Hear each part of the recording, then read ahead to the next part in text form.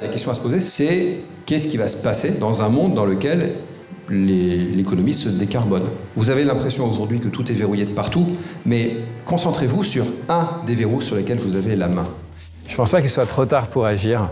Les entreprises qui doivent déjà baisser leurs émissions, mais surtout qui doivent commencer à anticiper les changements du monde qui va venir, adapter leur business model à un monde dans lequel on va vraiment faire la transition.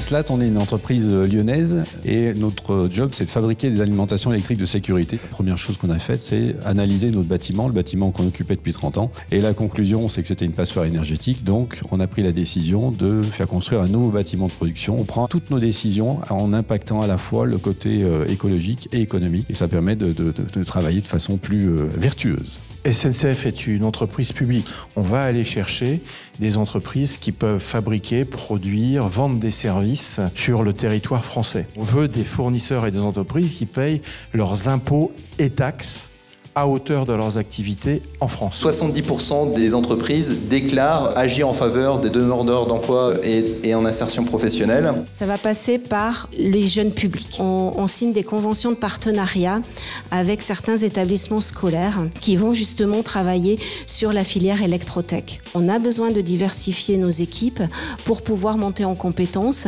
et cela passe par l'ouverture et la mixité de nos équipes. Ça passe aussi par l'accompagnement auprès des personnes éloignées de l'emploi. Alors là, on est accompagné par des structures, donc la charte des 1000. Faut-il choisir le sens ou la croissance ? Et je crois qu'on peut faire les deux. La finance. Ils ont compris qu'investir dans des actifs durables, c'est un choix rationnel. Puis de toute façon, s'ils ne le font pas, ils n'arrivent pas eux-mêmes à lever les fonds qu'ils doivent déployer.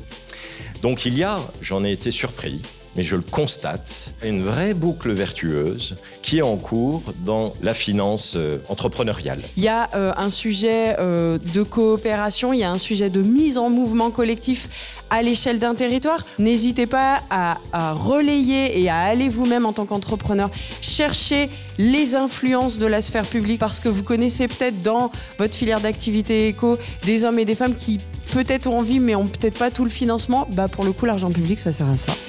Je crois qu'aujourd'hui, on est dans un moment de bascule, les choses s'accélèrent. Un indicateur, c'est à quel point le politique a pris cet enjeu de la formation et de la sensibilisation au sérieux.